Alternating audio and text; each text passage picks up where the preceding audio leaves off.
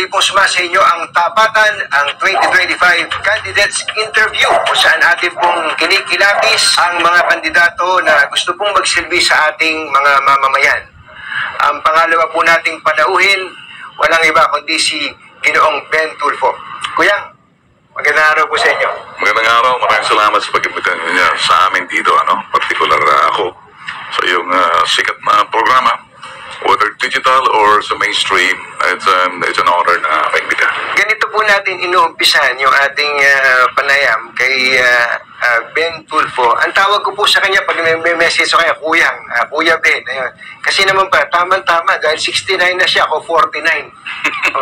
Konti lang naman pala ang diferensya 20 anyos lang naman pala. Okay.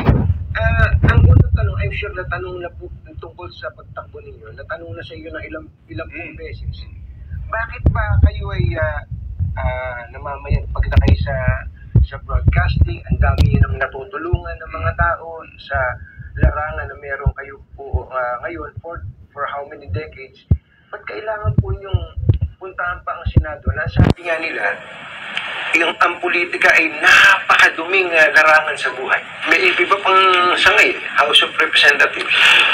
Nakita ko kasi sa Senado, national yan. Again, let me touch the topic. Masakit pakinggan, dynasty.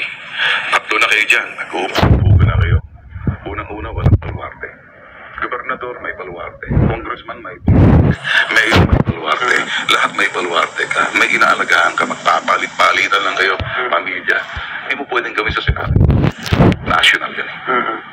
At the end of the day, ibabasura ka ng mga mga taong mag-elect sa'yo. So, legislation is something about statesmanship.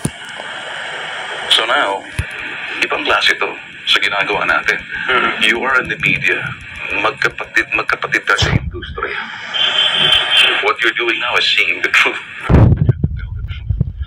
But you don't interfere. Ito nga yung ginagawa namin. Sinusolve na namin ang problema. Tagapagtanggol na kami. Ayun ang dahilan kung bakit nag-interest na kami na ang naming gawin yan ay sa legislation para maiayos ng mga ehekutibo talagang kalidad na.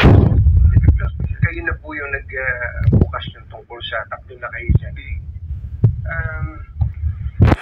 Hindi pa kayo nag-usap? Ano na po si Senator Rafi? Okay. Baka magkaroon po. Baka na matanggap ng tao agad-agad yun. Pero bago po ba kayo magpasya at saka si Senator o si Congressman na tumakbo mag-file ng certificate of candidate, wala bang pag-uusap na, Tol, pwede ba ako na lang, Tol, ikaw na lang, susupport tayo.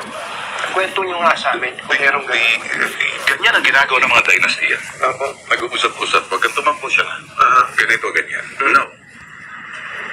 Ang magpapasya ay ang taong bayan, national. Ngayon, we leave it all up.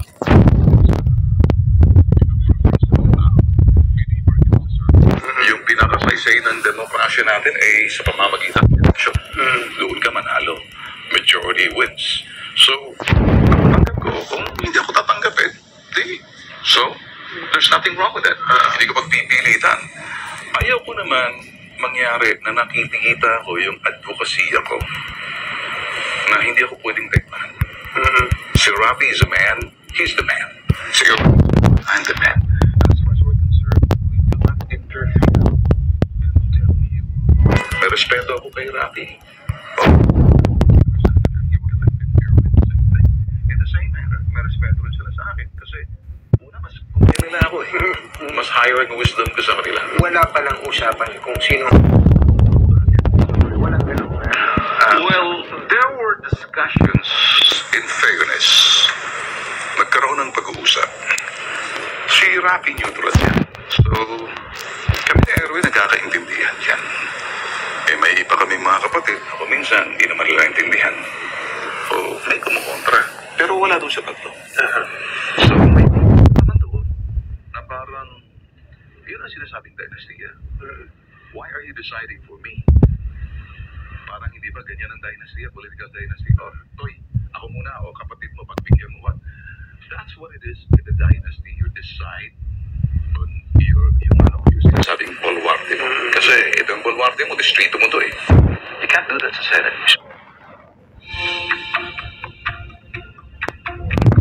Carrying heavy items a hassle? Say goodbye to Stray with a 3L collapsible bucket, portable and folding. You won't believe how low our prices are. Shop now and save big. Grab one now on Lazada. Free shipping.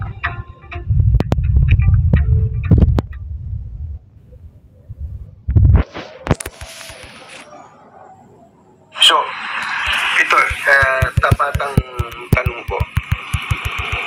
Kahit minsan ba hindi ba na umatras o paatrasin si Erwin para isang Tulfo na lang ang tatakbo sa 2025 election?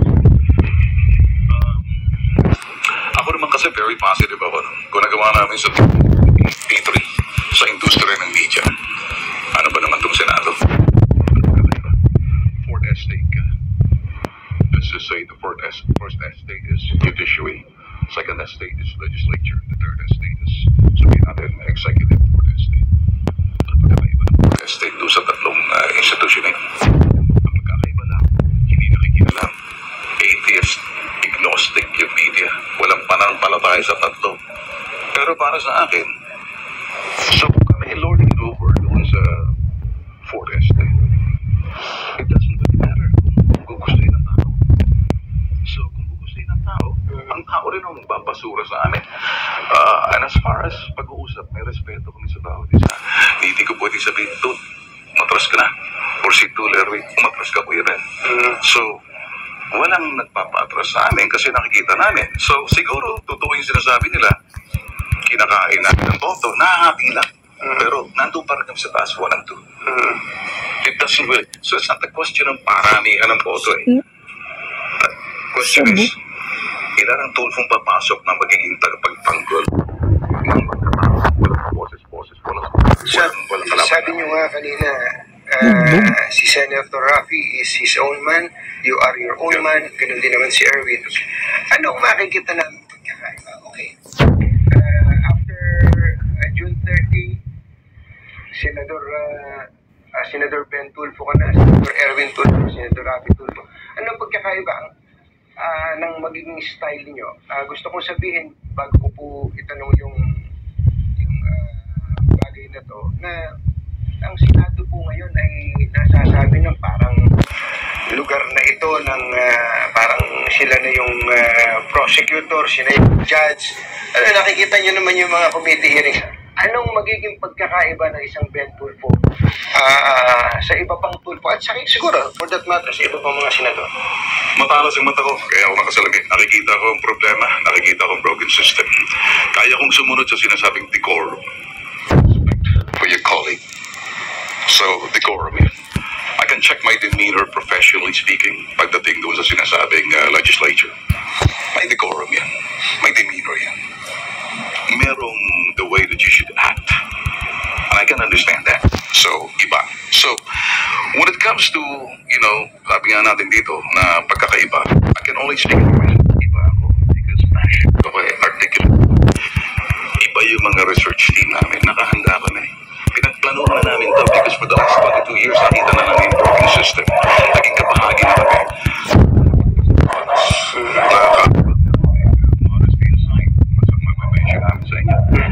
Yung batas ng Cyber Laws Bill 1995.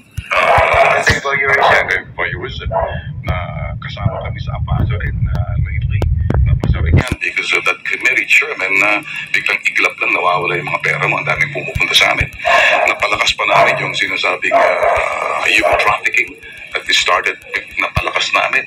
Nakikipag-ugnayan sa amin yung International Justice Mission ng Estados Unidos when they saw us really fighting. May gustong gawin, revisiting the law. Okay, kapareho nito ngayon.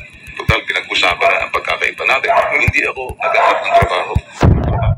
Gawin, may pipitagin na ako. Pagdating ko sa Senado, hindi ako forma, hindi ako salita, hindi ako gawa. May pipitagin ako. Hahanapin ko kung itong pag-usapan natin, bakit mataas pa ang presyo ng bilihin sa pagkain? Sa corruption issue, pagkain, meron na kami sa corruption issue, naging institutionalized ang corruption. Ang corruption naman hindi sa babae, sa mga tao. Saan ka ba ka ba? Anong institusyon ka ng ehekutibo? Ang corruption ay nandoon mismo sa mga institusyon, sa mga departamento. Kaya na-institutionalized corruption. Kaya radyahan ako magsasalita. Kumusta bang BIR natin? Negosyante ka. Mali pa rin. Siyempre, nag-umpisa ka na nagbigay nila. Nasasanay na sila. And then, napapagawa mo na sila. Kapag hindi, inimbestigahan ka. Labanan niya na tulungan ng mga tao magkaroon ng watchdog, hindi sa gobyerno, sa private sector. Tuturuan niya ang mga tao. Ituro niyo kung saan, anong distrito, anong etc. Kung yan ay customs, kung yan ay kung yan national office. Empower the people. Let's educate the people, inform the people, emancipate the people, keep exposing them sa ganitong klaseng environment. Titigil ang corruption. Okay, parang given yung corruption sa executive, alam natin yan, mula sa local hanggang sa taas, hanggang sa national level. Yes. Sa legislature, naniniwala ba kayo na corrupt ang mga congressman? Yes.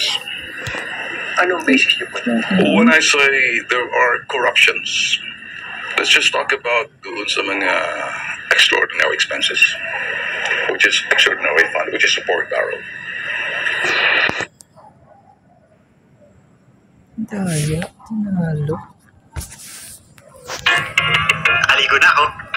Tara, get ready with me.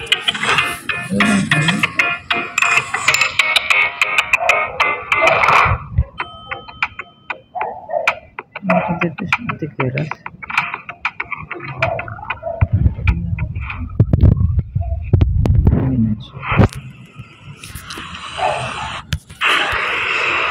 Well, who's basically looking over their shoulder kung paano na ginagastos ang kanilang mga sabihin natin kanino sila accountable. Is there anybody on top of them?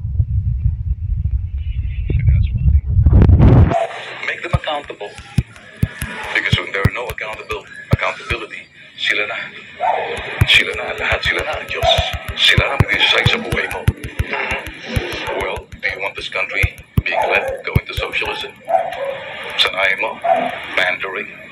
Sanayin mo, sinasabi natin dito, yung tao na masanay sa bilip na yung pera ng tao ba ay sa bayan. Ang isa po sa talamak na salita, kapag project, congressman or senador o ng kahit mga gobernador, kayo tinatawag na SOP, no?